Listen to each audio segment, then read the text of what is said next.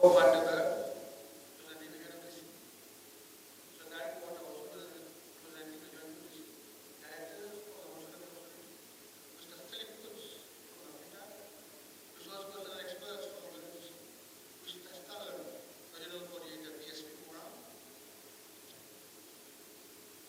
representative from expert traders from the issue, our banking partners from CIs, Ramburun, from Customs Negotiation, Mr. Gilmer, from the APT, Mr. Daya, from SCS, Revolution, and from the OTAs, CHCL, Shipping Lines, Airlines, Africa. Ladies and gentlemen, all of the first of all, everybody, good morning, bonjour, you all, and I wish welcome to all of you for the House of Ministers of the International Business Day. Let me begin by expressing my sincere appreciation and gratitude to our chief guests, Mr. Maharaj, for kindly accepting our invitation to raise this issue of the occasion despite the busy schedules. So every year on the 26th of January, we celebrate the customs community worldwide. Come together to celebrate the International Customs Day. And for every year, we have our theme. And this year's theme is Customs and Cuisine, traditional and new partner in development. Now, why is this theme? When we have international movement of goods, passengers, and means of transport, there are so many stakeholders that are involved. Numerous. There were 2025 stakeholders involved. Just one introduction. And previously, customs.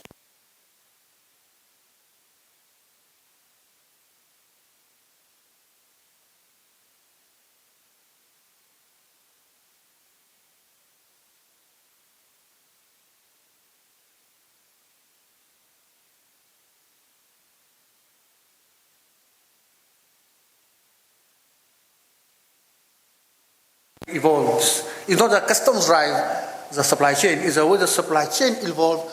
We have to adapt to those. And with time, we have seen that we are having new stakeholders with whom we have to engage. Like recently, the Financial Service Commission, we have the Prison Service, we have the Financial Intelligence Unit. There are so many other stakeholders that we previously would not even think about them. So that's why we have to engage with what we already have, the traditional, and the news that are coming on the theme. So as I said,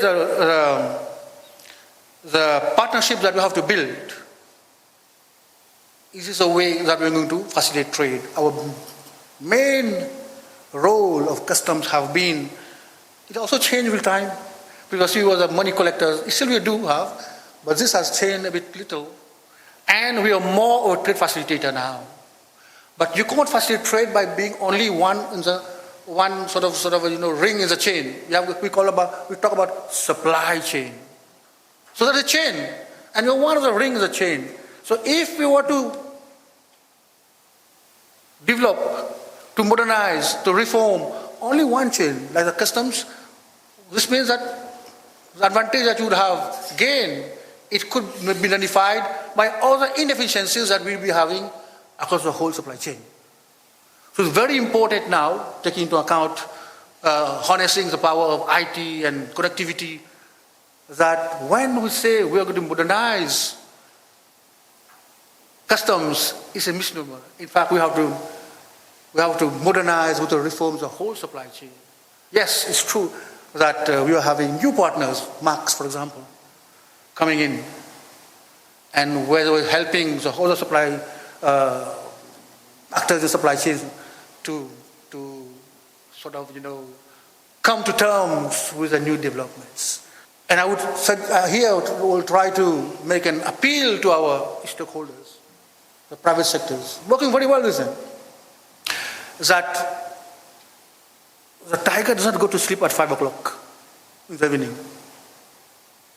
The tiger still hunts.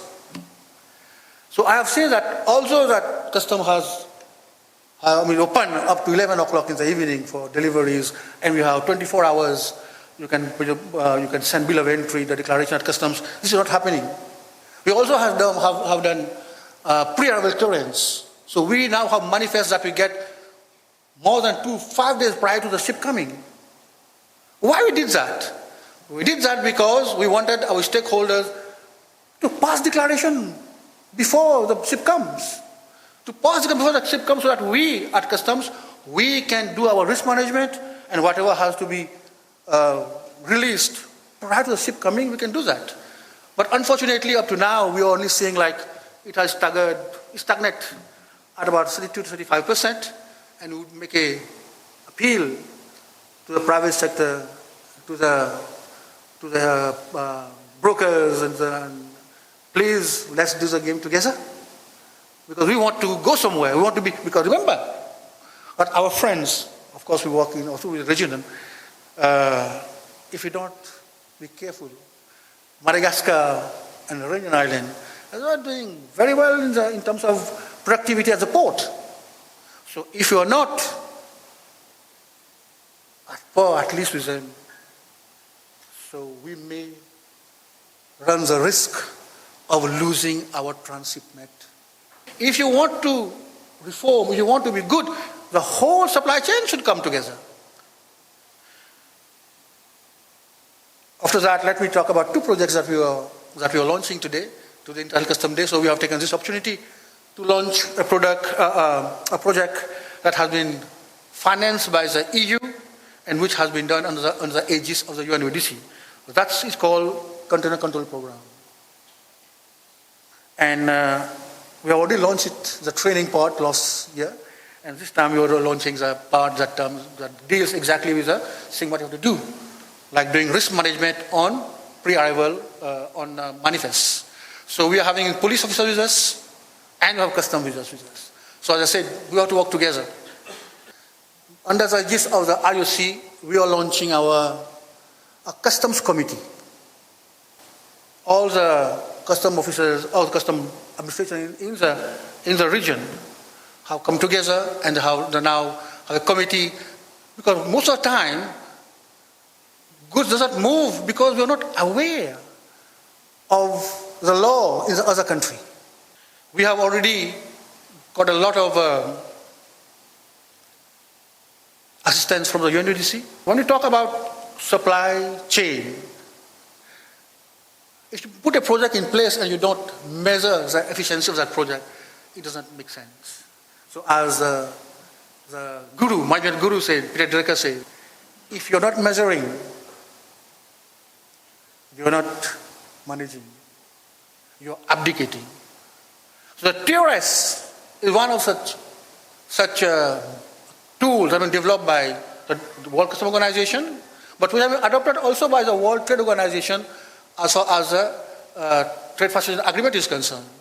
And there it says that every year you need to do a TRS. Why? This shows that where in the supply chain we are having any gaps, that we together by dialogue or by investment or by changing some process, we can make the system more efficient and more effective. So this has been done by our local custom officers, MRA Customs officers. We have quite a lot of experts accredited by the World Customs Organization who do that. So we have in MRA maybe about 12 accredited experts, and this has been done by them. And this is the third one they are doing. And I must tell you that DG will dwell on that for some time, that we are improving over time. So ladies and gentlemen, with this, let me again thank the FS for being here and all the guests being here.